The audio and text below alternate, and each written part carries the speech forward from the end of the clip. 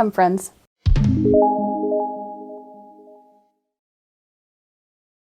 Many of us know how it feels to be loved, but do we know what it's like to actually love someone? Or do we get caught up in the term "in love," where we let our feelings dictate how we should behave? This pandemic has us cooped up at home with all our loved ones, and I, for one, am over being home with the same people over and over with very little variety. Sounds horrible, doesn't it? But really, humans are meant to socialize and spend time with others as well. Yes, we need to be home with our families. This pandemic excludes our social networks and even our extended families that don't live with us. As a homeschooling parent and a stay-at-home mother, my options for socializing are even more narrow. I think of other parents that didn't intentionally homeschool to begin with, but felt that it would be safer for their children to stay home and do online courses. The amazing sacrifice it takes to dedicate all that time and potential earnings to keep your children safe does not go unnoticed. It's hard. It's even hard for seasoned homeschooling parents. These are unprecedented times we're living in. It was at this point that I needed a reminder of what love actually is. And here's a perfect definition of love.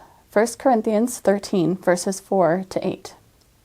Love is patient, love is kind. It does not envy. It does not boast. It is not proud.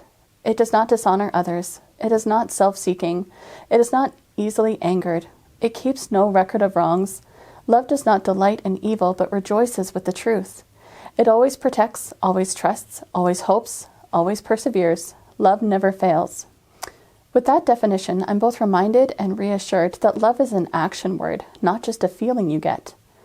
It takes a lot of effort to properly show someone that you love them. It could win them over in the end. So when my kids aren't listening to me, deciding that they don't want to cooperate, or if they're fighting all day, I'm reminded that I need to persevere in patience and trust that my attitude will give them the example they need. Or even if my husband is having a bad day, I know I can still love him properly by being understanding and not dishonoring him while he is already upset. If you're in the thick of all the tension at home, take a break and pray that verse. Ask God to give you love for your family the way He'd have you love them. The definition of love I gave you does not include abuse of any form. If you're loving by this definition, there will be no room for name-calling, physical violence, or even emotional or mental abuses. If this definition is new to you and you're already struggling, be patient with yourself as you make the changes you need to make as you love your partner. Even if we mess up, there is always grace and a brand new day. Thank you for spending this time with me. Have a blessed day.